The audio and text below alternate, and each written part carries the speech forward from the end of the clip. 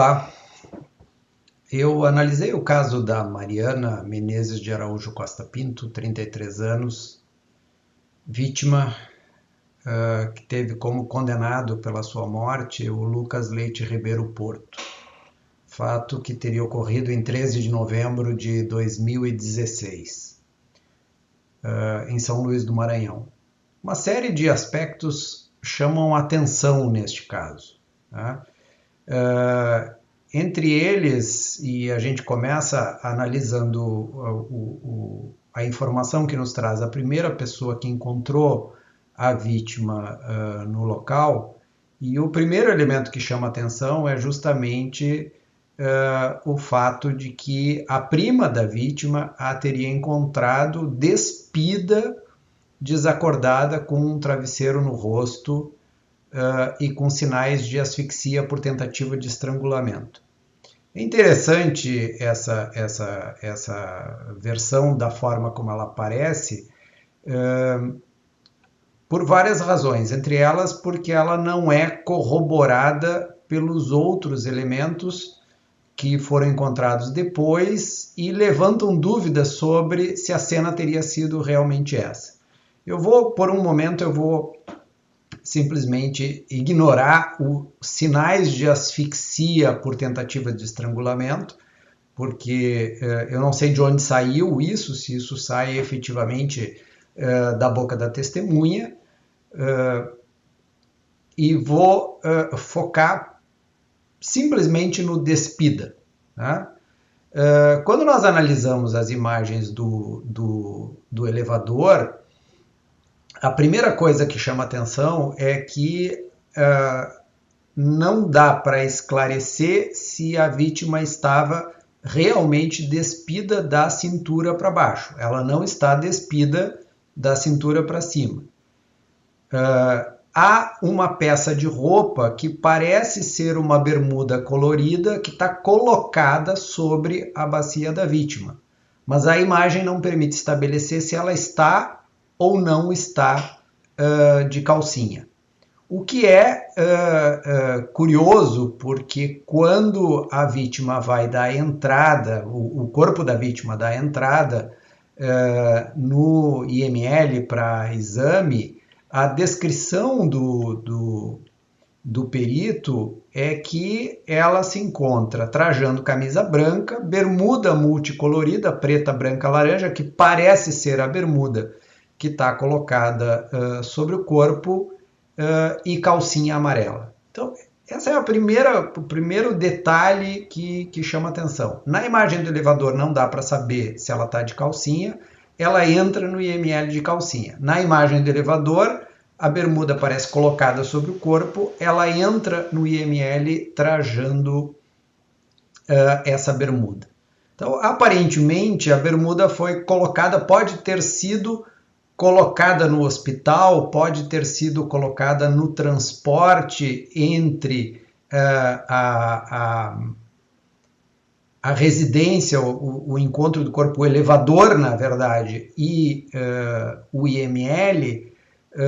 Bom, a bermuda, a calcinha, quem é que vestiu a vítima? Então, a primeira pergunta é quem é que vestiu a vítima, porque ela remete a uma outra pergunta. A vítima realmente estava despida? Despida em que sentido? Sem nenhuma parte da roupa, com uma parte com a calcinha? A calcinha é uma peça-chave aqui, principalmente quando vai se cogitar posteriormente de um crime de natureza sexual. Tanto no sentido de estabelecer se ela estava ou não estava de calcinha, se ela não estava de calcinha, quem colocou a calcinha e por que vestiu a calcinha na vítima antes de levá-la, pelo menos dar entrada no IML.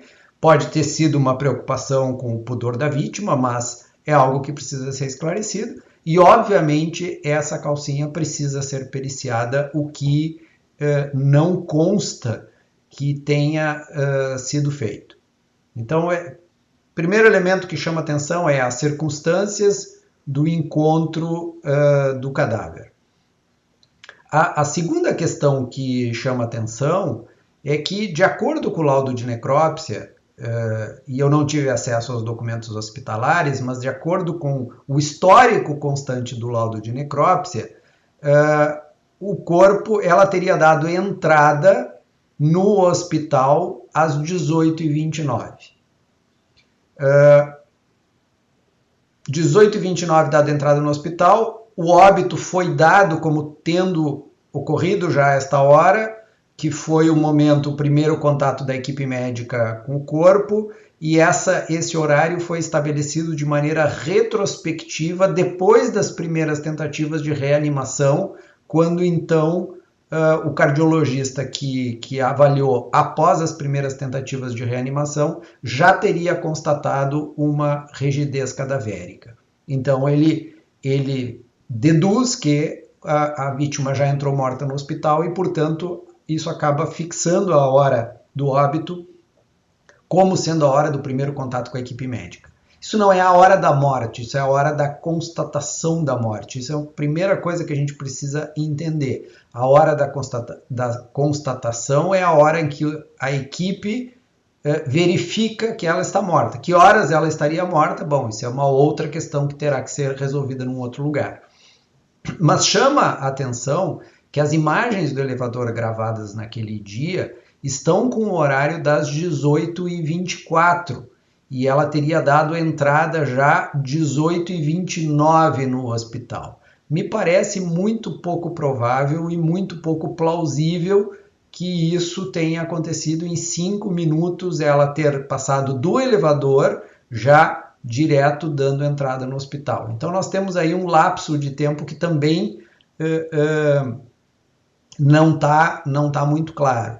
Se teria que ter sido verificado se o DVR que fez a gravação desse elevador estava com o horário correto, a gente poderia cogitar de uma questão relacionada ao horário de verão, mas o horário de verão jogaria uma dúvida que remete se nós estamos falando de 5 ou de 15 minutos para uma questão que vai passar de 1 hora.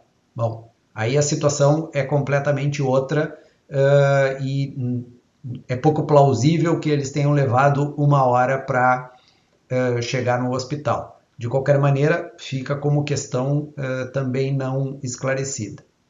Depois, há uma série de questões que ficam também duvidosas, tanto na investigação do caso, como quando nós comparamos o laudo de necrópsia, o exame cadavérico, com os dados da investigação.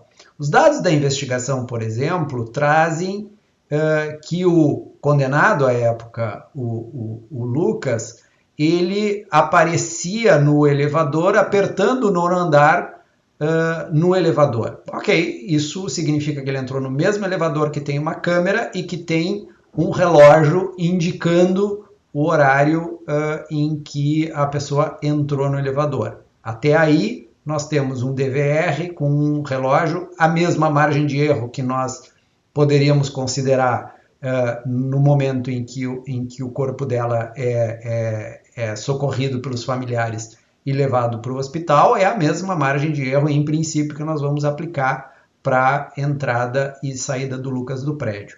Mas aí é onde o relatório se perde, porque o relatório diz que ele foi visto apertando o 9º andar, se dirigindo para o apartamento da vítima e 1/2 hora, 40 minutos depois ele sai. Bom, é 1/2 hora ou é 40 minutos? Porque se nós sabemos que ele saiu do apartamento, é porque em 1/2 hora, em 40 minutos, ou em 50 minutos, ou em 20 minutos, é porque existe um registro disso em algum lugar.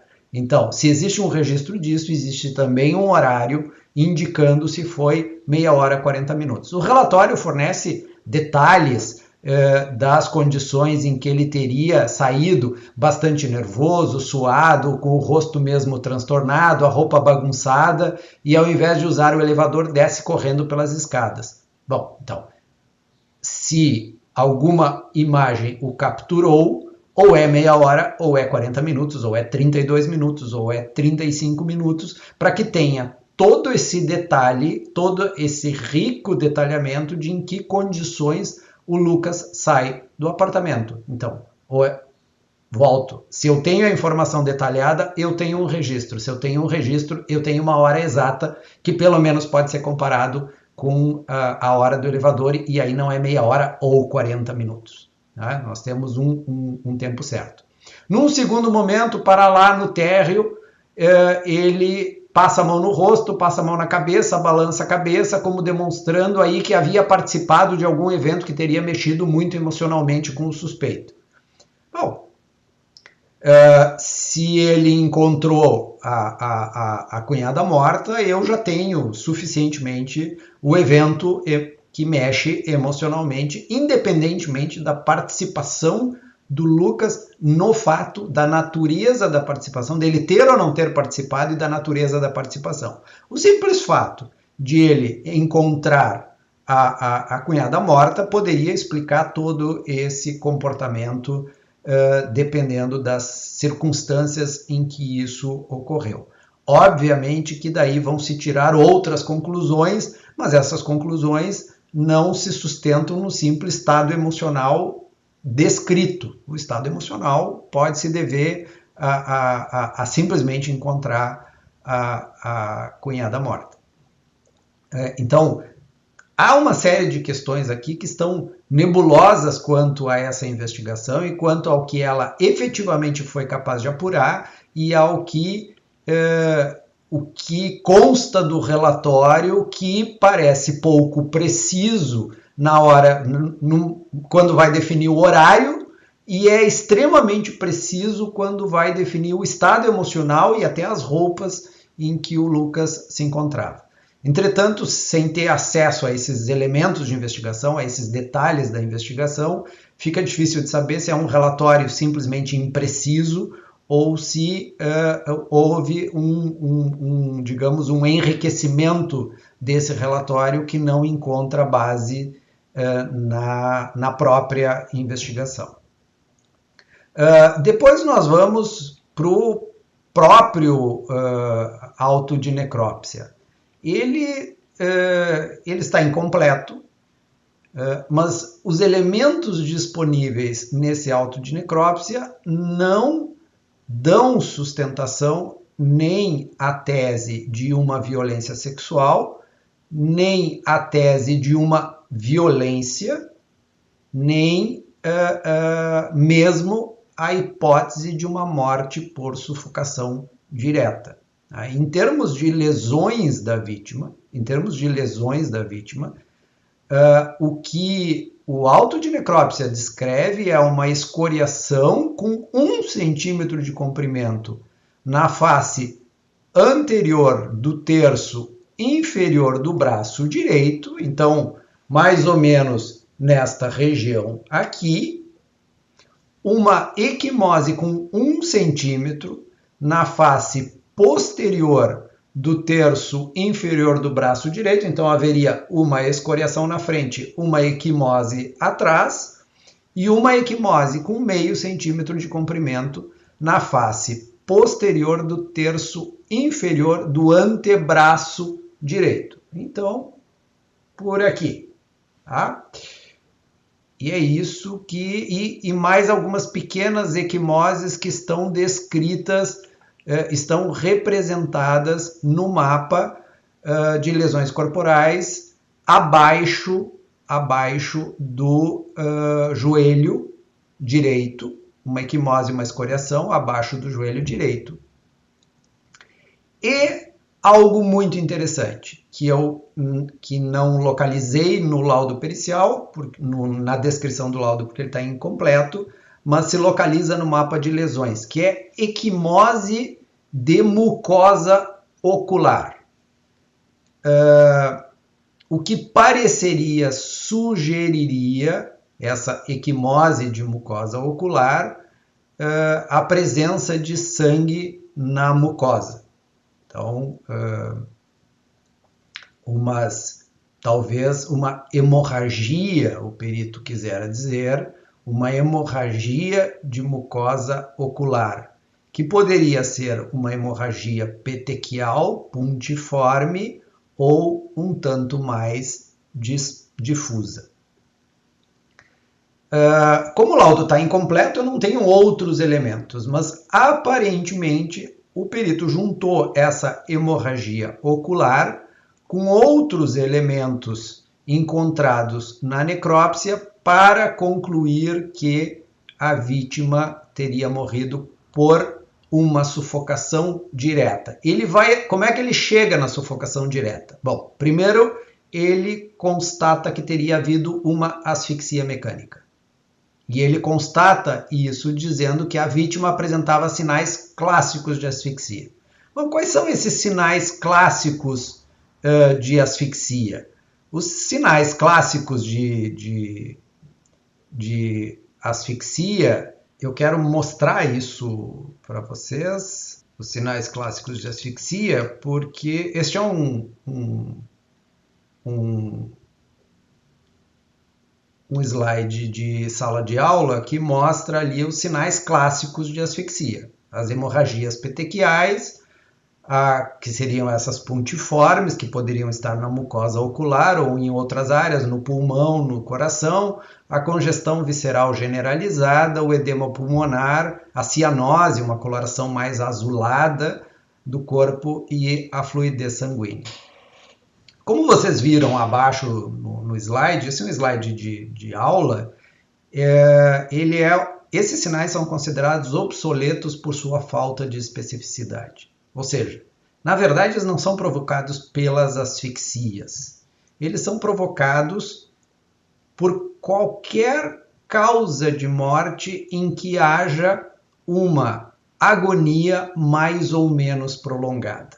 Ou seja, um sofrimento antes de morrer mais ou menos prolongado. Isso inclui arritmias cardíacas, infarto agudo do miocárdio, acidente vascular cerebral,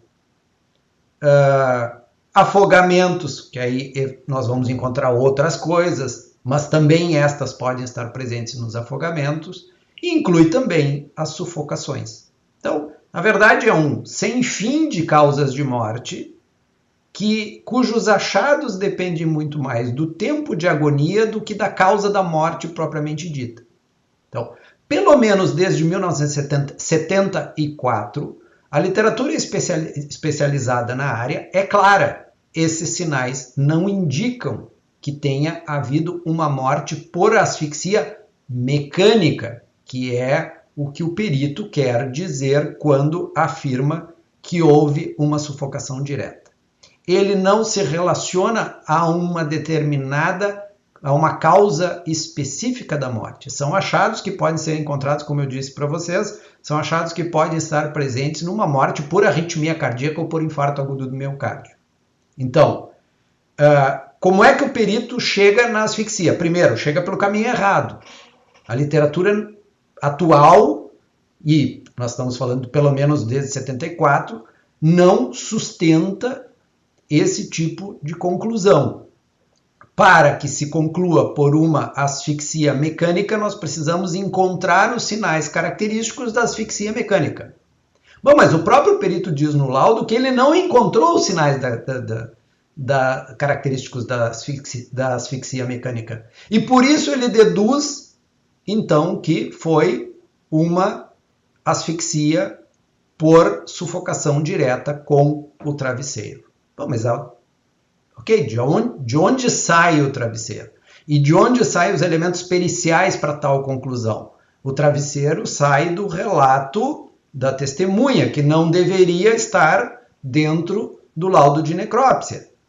Então, alguém induziu o perito de que havia um travesseiro no rosto para que ele incluísse o travesseiro. Segundo, ele não achou nenhum sinal característico do uso do travesseiro, mas assim mesmo ele concluiu, por um raciocínio chamado de raciocínio abdutivo, ele concluiu que foi o travesseiro. Então, quem insere o travesseiro e asfixia, a sufocação direta por um travesseiro no laudo pericial, não são os achados da perícia, isso vem de fora. Isso fica evidente que vem de fora, e nós sabemos de onde vem quando nós lemos já o primeiro relato. Alguém diz para o perito que isso aconteceu dessa forma e o perito conclui, sem base pericial, que isso aconteceu dessa forma. Ora, ele não viu, ele não encontrou nenhum elemento característico de sufocação direta, e ele, como alguém disse que tinha um travesseiro, ele disse então que foi uma sufocação direta. Ora, eu poderia dizer para ele que a vítima sofria do coração. E aí ele mudaria a opinião dele porque a vítima sofria do coração, tinha uma doença do coração que era sabida, e ele mudaria de opinião e diria, bom, então poderia ser uma sufocação direta ou uma arritmia cardíaca. Ou se eu dissesse para ele, olha, ela sofria do coração, mas ninguém sabia disso, ele mudaria de opinião também? Porque o elemento que está inserido nessa conclusão pericial não é um elemento propriamente encontrado pelo perito, é um elemento que é introduzido na perícia. Esse é um dos erros mais comuns que nós temos nesse tipo de conclusão de causa de morte. Finalmente, o perito, no seu laudo, não encontra absolutamente nenhum sinal de violência sexual. A vítima tem algumas lesões traumáticas inespecíficas e de localização também pouco característica. Ele não encontra lesões características da violência sexual, introdução, conjunção carnal forçada, utilização de instrumentos, sinais de que a vítima tenha tido, por exemplo, as pernas abertas, a força, nada pelo estilo. Também não encontra nenhuma alteração toxicológica que pudesse dizer, bom, a vítima foi violentada sexualmente, mas ela estava incapaz de reagir, ela estava absolutamente incapaz de produzir qualquer reação. E assim mesmo, nós temos uma conclusão depois na investigação que leva a uma situação bastante paradoxal com essa pobreza de elementos, que é a afirmação pericial de que, ao final, né, a afirmação pericial de que a vítima se debateu muito, tentando se desvencilhar do criminoso, conforme a perícia feita pelo perito Miguel Alves, que acredito seja o perito que fez a perícia de local, vez que não é ele que assina o laudo cadavérico. E há uma riqueza aqui de imputações, né, de que o acusado, agora condenado, teria esganado, depois estuprado e por fim asfixiado. Esganado como? Se a vítima não tinha sinais de esganadura, de onde se extraiu a esganadura? Depois estuprou. Se não há sinais de estupro, de onde se extraiu que ela primeiro foi esganada e depois foi estuprada, se não há sinais nem de esganadura, nem sinais de estupro? E por fim asfixiou ela. Então, ela estaria completamente incapacitada em função da esganadura, que necessariamente teria que ter deixado rastros, vestígios dessa esganadura. Ela estaria completamente incapacitada a ponto de não conseguir reagir com um travesseiro colocado no seu rosto. E que houve luta corporal e que isso se extrai das inúmeras lesões que demonstram tentativa de defesa e que ela se debateu por conta do sofrimento. Olha, essa pobreza de lesões descritas no corpo da vítima não é compatível com essa narrativa, não é compatível com esse conjunto de violências que teriam sido praticadas, salvo ela estivesse absolutamente incapacitada, e isso teria que aparecer, então, no toxicológico. Menos ainda a possibilidade de estabelecer que os eventos tivessem se dado nessa sequência, que só pode ter saído da imaginação de alguém, porque os vestígios do corpo não sustentam nem o conjunto das lesões, muito menos a ordem em que elas foram apresentadas. Então, algo que parece que uma teoria que sequer se forçou a que os vestígios coubessem na teoria. Tem uma teoria que paira e que parece ter sido a teoria que convenceu os jurados, que paira, inclusive, acima e para além dos vestígios efetivamente encontrados nesse corpo. Óbvio que, a partir desses achados, várias coisas se podem cogitar, mas, em princípio, com os elementos disponíveis, não dá para excluir uma morte natural, inclusive, por exemplo, por uma crise epilética. Então, nós temos arritmias cardíacas, infarto agudo do miocárdio, acidente vascular cerebral, nós temos crise epilética. Essas lesões que a vítima apresentava podem ter sido o início, inclusive, de uma crise epilética e não ter absolutamente nenhuma relação com nenhuma violência. Por outro lado, essas mesmas lesões podem se constituir parte de uma relação sexual consentida, porque são lesões mínimas e que não caracterizam a violência, de uma relação sexual consentida que não exclui um evento superveniente que possa ter levado à morte. Então é possível que se nós formos constituir um cenário, esses mesmos vestígios cabem em um cenário de um evento totalmente isolado, do qual o condenado não participou e apenas se depara e se encontra com a vítima naquelas condições, pode fazer parte de uma sequência de eventos bem separados, em que pode haver um ato sexual consentido e depois um evento natural, pode fazer parte de uma sequência de eventos muito conectada, como uma crise convulsiva, um acidente vascular cerebral, um evento natural, na sequência ou concomitante a um ato sexual consentido.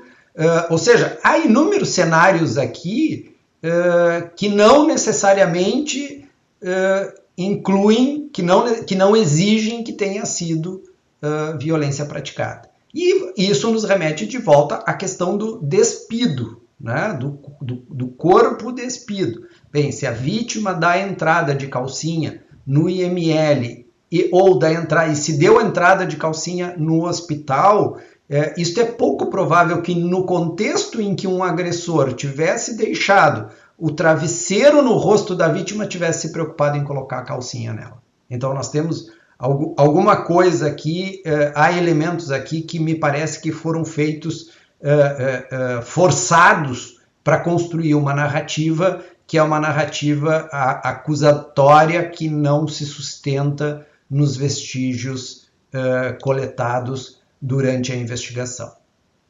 Depois nós temos o problema da hora da morte, né? A hora da morte teria sido atribuída como ocorrendo entre 15 e 16 horas, sendo que pelo elevador a vítima deu entrada no hospital às 18h29. Bom, aqui nós temos um problema que é quase impossível estabelecer uma janela tão precisa de tempo entre 15 e 16 horas.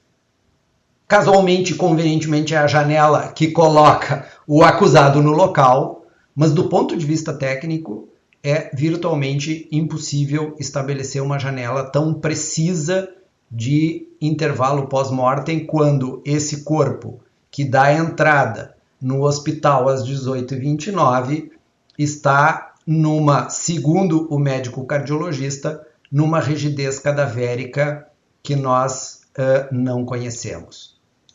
E aqui me parece que vale a pena a gente trazer mais um slide para vocês sobre datação da morte, para que vocês vejam apenas um detalhe. Primeiro, uma explicação. A datação da morte ela vai perdendo precisão na medida em que nós nos afastamos do momento da morte. Isso é um problema, porque nós perdemos precisão, mas ao mesmo tempo não sabemos há quanto tempo estamos do momento da morte. Como regra geral, nas primeiras horas, isso é baseado numa tríade de elementos. Tá? O esfriamento do cadáver, a rigidez cadavérica e o depósito de líquidos no cadáver. Quanto mais informação se tiver, melhor. Por quê? Porque cada elemento isolado desse segue uma sequência cronológica inexata. Esse é o primeiro problema. Cada um deles segue uma sequência cronológica inexata. Então, idealmente, nós temos as 3 informações para sobrepor as 3 e tentar fechar um intervalo pós-mortem razoável. Agora, se nós temos só uma dessas informações, o nosso intervalo começa a ficar muito complicado, com uma margem de erro muito grande. Então, quero compartilhar aqui com vocês das muitas informações disponíveis na literatura sobre rigidez cadavérica. Então, para poder usar a rigidez cadavérica, eu preciso determinar não apenas a existência da rigidez cadavérica, mas onde ela existe. No mínimo, isto. Se nós formos para outras obras na literatura, nós vamos ver que a questão não se resume à rigidez cadavérica apenas, né? Ela inclui não apenas aonde está localizada essa rigidez, mas também a intensidade desta rigidez. Então, na ausência da parte do laudo em que o perito trata dos fenômenos abióticos, em que ele nos traria as informações sobre rigidez, esfriamento e livores, na ausência desses elementos, fica muito difícil de saber com que bases ele estabeleceu a hora da morte. Mas uma coisa é certa, se a morte foi constatada às 18h29 no hospital, independentemente da margem de erro desse horário específico, ele, mais o intervalo de tempo para que o perito pudesse, para que o corpo chegasse ao ML e fosse efetivamente examinado, não tem base científica para o perito chegar à conclusão de que a morte ocorreu no intervalo de 1 hora entre 15 e 16 e não num intervalo maior que inclua margens bastante mais significativas do que essa, como ocorre geralmente quando nós trabalhamos com margens que vão, grosso modo, a um máximo de 1 hora, quando estamos com aqueles primeiros sinais, até 3 horas, de 6 a 10, mais de 12, em torno de 18. Então vejam que passadas as primeiras 3 horas, nós vamos falar de 6 a 10, é uma margem de 4 horas, de 6 a 10. Se vocês quiserem calcular isso em percentual, de 6 para 10 são de 6 mais 4 horas, isso dá uma margem aí de erro de mais 70%. Tá? Se nós vamos para mais de 12 até 18, nós já também estamos falando de uma margem de mais 50%. Quer dizer, não tem como o perito ter precisado 1 hora de morte com um intervalo entre 15 e 16 de forma nenhuma, porque esse intervalo já não era possível de ser estabelecido quando o corpo deu entrada no hospital, muito menos quando o corpo deu entrada no EML. Então isso é, de novo, mais uma, aparentemente, o fazer caber a evidência na tese, assim como ele fez caber a sufocação direta num travesseiro que ele não viu, e num achado, num vestígio de sufocação direta que ele não encontrou, então o travesseiro veio de fora, ele estabelece um horário que vem de fora também e que não vem dos vestígios. Algumas questões têm que ser contextualizadas, né? É possível que um leigo possa checar sinais vitais de uma pessoa desacordada? Não, possível é perfeitamente factível, mas isso vai depender da capacidade que essa pessoa leiga tem de efetivamente fazer isso. Quer dizer, ela tem algum treinamento, ela tem alguma formação. Nós não podemos esquecer de algumas coisas que nós sabemos sobre o letramento em ciência do brasileiro. Tá? Primeiro, este é um país de 55% de uma população de analfabeta funcional e um país com mais de 90% de uma espécie de analfabetismo científico. Então, eu diria que possível mas é pouco provável que um leigo que se depare com alguém desacordado saiba como agir e estabelecer se a pessoa está viva ou está morta, né? Nesses casos, o correto e o que é recomendado pelo Ministério da Saúde, e o que é recomendado também pelas forças de segurança, é que se faça o chamamento, que se chame o SAMU para o atendimento. Apenas se avaliar que o tempo de atendimento de levar ao hospital é efetivamente menor que o tempo de chegada do SAMU, é que então se pode cogitar de prestar esse atendimento diretamente, transferir a pessoa diretamente para o hospital. Então nós temos um problema, nós já vimos isso em outros casos, né, que mesmo pessoas com treinamento prévio, né, se não tiverem esses conhecimentos atualizados, podem ter dificuldade para fazer um diagnóstico correto de alguém que está desacordado. O que se faz quando uma pessoa dessas chega ao hospital? Bom, a primeira questão é definir o estado em que a pessoa se encontra, né? Iniciar uma reanimação imediatamente de alguém que foi encontrado desacordado em casa e que foi transferido por um determinado tempo para o hospital, iniciar um processo de reanimação sem ter um diagnóstico dessa pessoa ou sem realizar um diagnóstico durante as manobras de reanimação, é uma atitude mais heróica do que tecnicamente adequada. Então, a pessoa chegou no hospital, está desacordada, fizeram o primeiro diagnóstico de que tinha uma parada cardiorrespiratória, iniciam as manobras de reanimação enquanto se instalam os monitores e se faz o próprio exame durante as manobras para verificar qual é o estado dessa pessoa. O que nós temos no caso concreto é bem específico. De acordo com o relato do legista, que recebeu por sua vez o relato do hospital, a equipe iniciou manobras de reanimação sem ter um diagnóstico prévio, não fez o diagnóstico durante as manobras de reanimação, chega o cardiologista e faz o diagnóstico, inclusive, de rigidez cadavérica. Bom, o cardiologista, o laudo de necrópsia não informa, como aparentemente o cardiologista também não informou, onde se localizava essa rigidez, qual a intensidade dessa rigidez, quanto tempo se realizaram as manobras de reanimação, mas esse é um filme que nós já vimos antes ou depois em várias outras circunstâncias, né? Que é a desqualificação técnica do pessoal de emergência para prestar esse tipo de atendimento. Então, há um ato heróico em que as pessoas se jogam para fazer uma reanimação, enquanto alguém que tem um pouco mais de qualificação vê o que está acontecendo. Né? Parece mais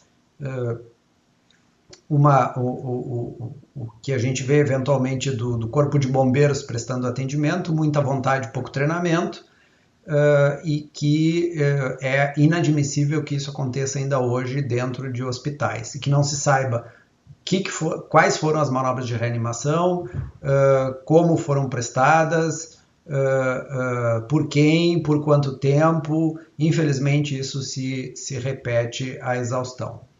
É possível alguém com histórico de asma, a Mariana tinha histórico de asma, é possível que ela viesse a óbito? Sim, é perfeitamente possível que ela viesse a óbito numa crise de asma.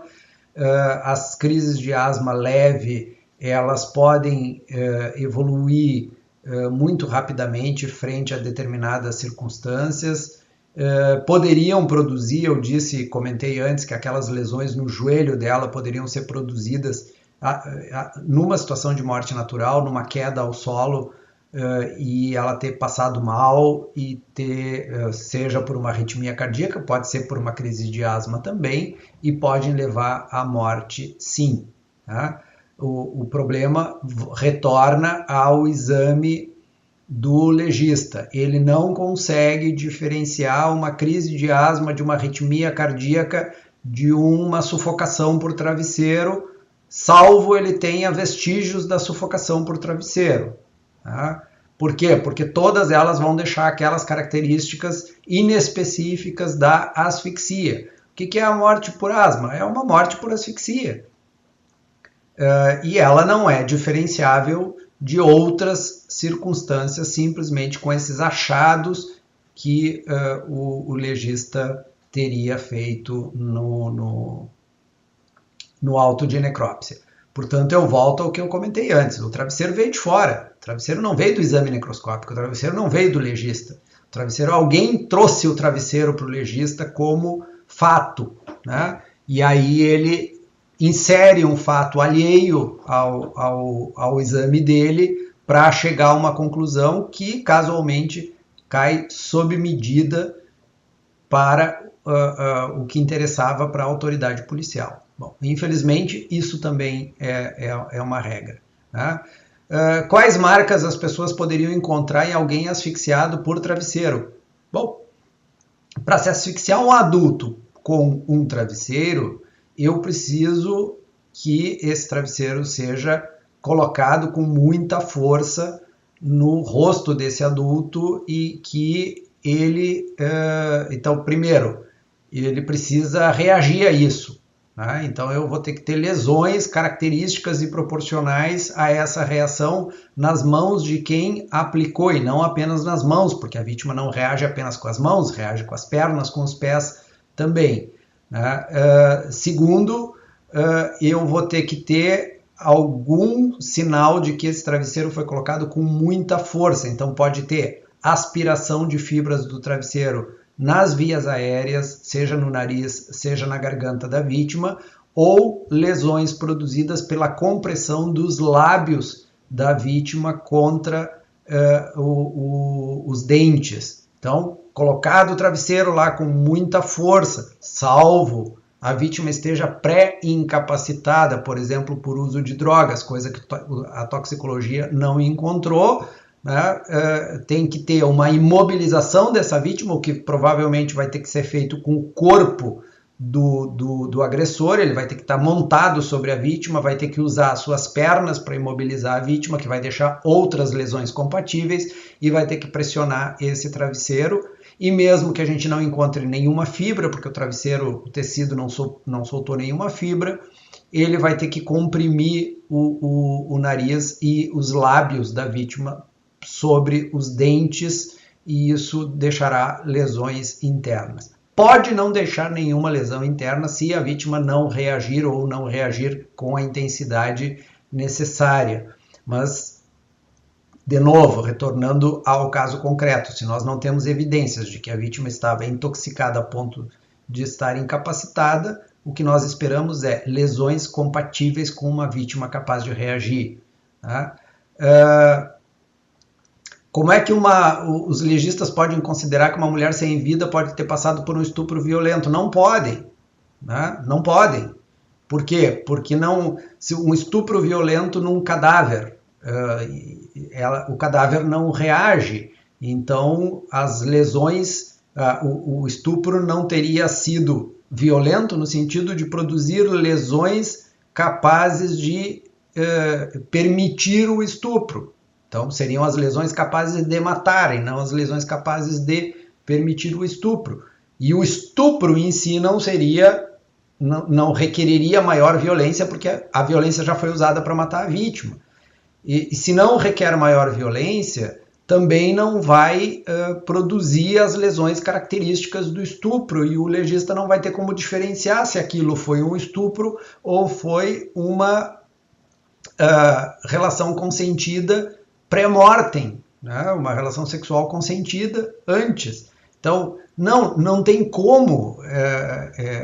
Isso é o tipo do componente que não tem base empírica, não tem base nos elementos coletados pelo próprio legista, né? Que sequer microlacerações descreveu, ainda que, de novo, microlacerações pudessem ser produzidas com uma relação sexual consentida, e costumam ser produzidas numa relação sexual consentida. A única forma do legista identificar uma lesão pós-mortem é que, primeiro, a lesão exista, e o legista descreveu que não tinha lesões, né? E segundo, que ela tenha sido produzida tão depois da morte que não haja sinais de reação vital. Por quê? Porque existe uma coisa chamada de intervalo perimortem, que é aquele intervalo que vai do um pouco antes de morrer para um pouco depois de morrer, em que as células ainda estão respondendo como se vivas estivessem. E esse intervalo perimortem, que é um intervalo variável, dependendo muito do tipo de lesão, da causa da morte, ele pode variar, vamos ser tranquilos, assim, 30 minutos antes, 30 minutos depois da morte, esse intervalo perimortem de 1 hora, nós não conseguimos diferenciar o que aconteceu 15 minutos antes da morte e o que aconteceu 15 minutos depois da morte, porque a reação celular é a mesma, como se a célula estivesse viva. Por quê? Porque 15 minutos depois da morte do sujeito, as células ainda estão vivas e estão respondendo como se estivessem. Então, o intervalo perimortem é a grande dor de cabeça da perícia médico-legal. Boa parte das vezes é virtualmente impossível separar o que aconteceu imediatamente antes da morte e o que aconteceu imediatamente depois da morte. Que não é a mesma coisa que um ato necrofílico com um cadáver de alguém que morreu há mais de 1 hora ou há mais de 2 horas. Mas aí nós voltamos à questão anterior de teria que haver lesões descritas como lesões pós-mortem, que não há, e a investigação teria que conseguir colocar o agressor no local 1 hora, 2 horas depois da morte. Então, 2 desafios que me parece que não encontram respaldo. O primeiro não encontra respaldo no auto de necrópsia, o segundo não encontra respaldo nem no relatório da investigação, que diz que o sujeito teria feito tudo o que fez em 30 a 40 minutos, sequer conseguiu definir o tempo em que ele permaneceu no apartamento, apesar de ser rico em outros detalhes. Mas em 30 a 40 minutos, digamos que a morte tivesse sido provocada por qualquer motivo, natural ou artificial, imediatamente na entrada dele ao apartamento, ele tivesse tido uma relação sexual com essa pessoa que está morrendo e que levou algum tempo para morrer, porque isso são aqueles sinais de asfixia, e tudo isso cairia dentro do intervalo perimortem.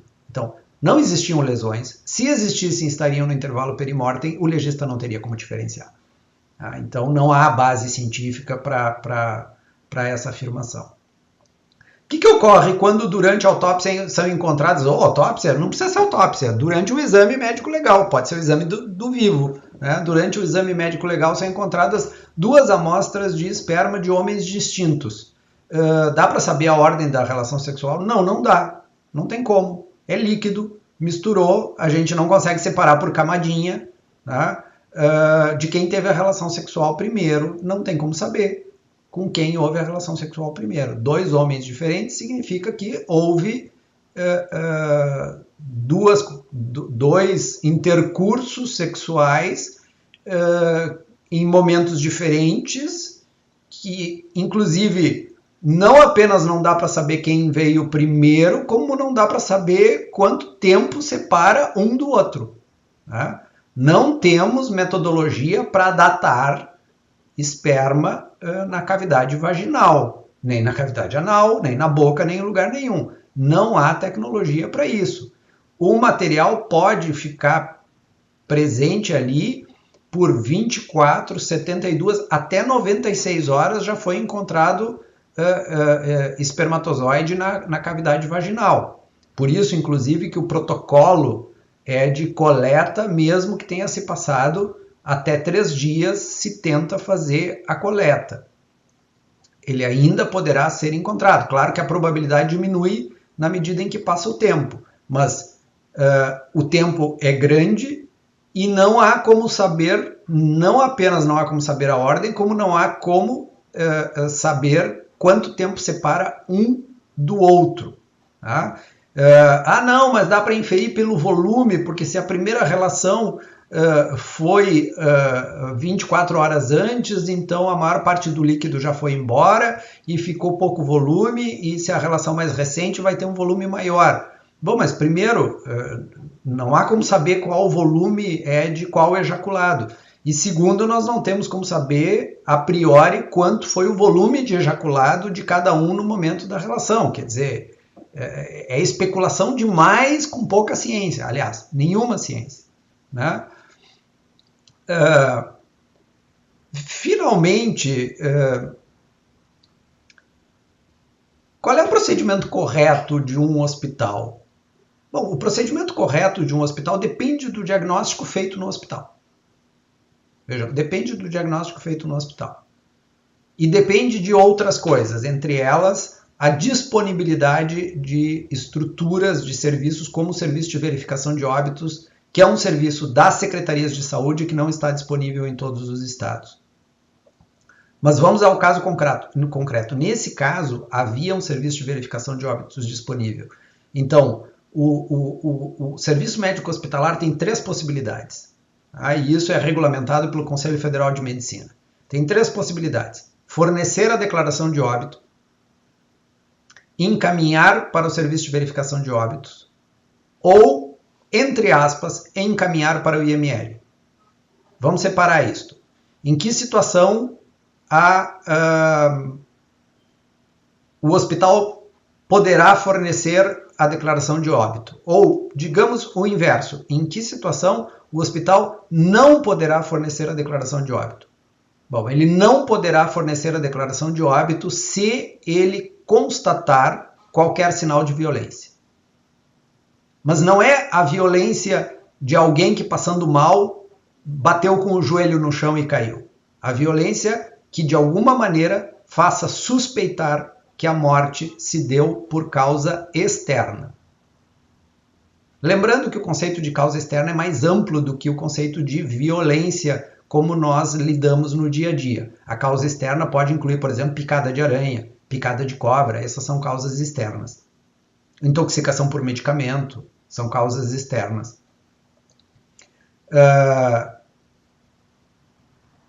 Nesses casos, o hospital está proibido de fornecer a declaração de óbito.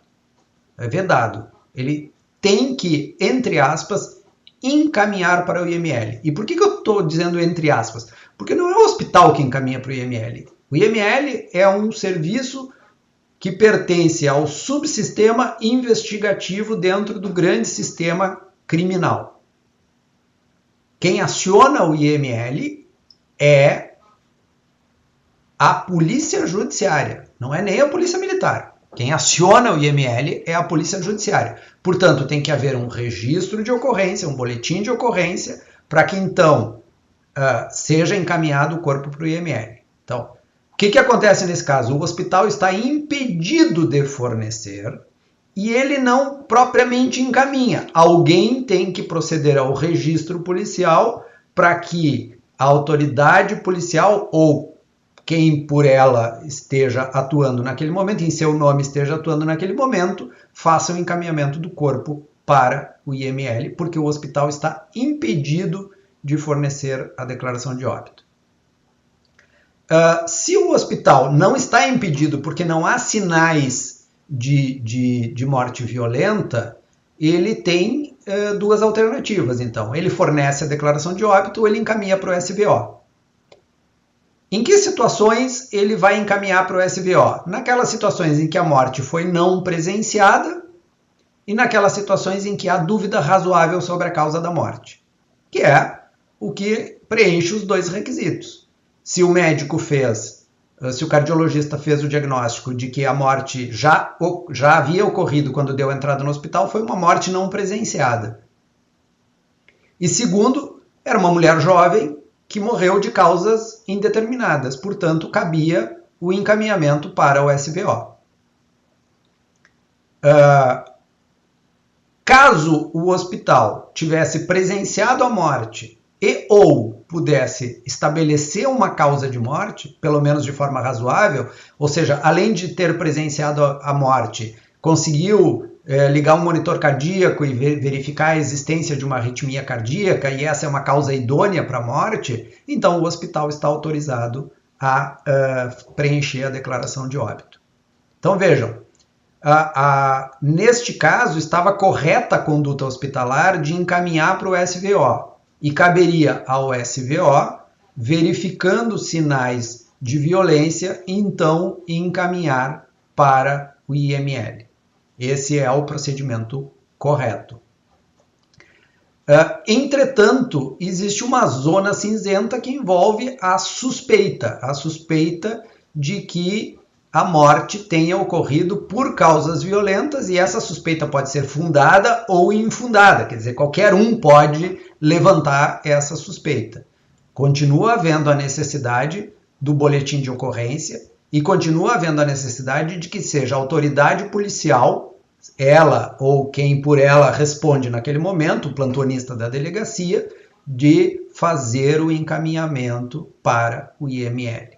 Então, não é o médico de plantão, não é o advogado do hospital, não é o familiar, não é o amigo do familiar, seja ele delegado de polícia. E se for delegado de polícia, ele deve saber qual é o procedimento. Tá? É a autoridade policial. Então, alguém tem que se dirigir à delegacia de polícia e fazer o boletim de ocorrência.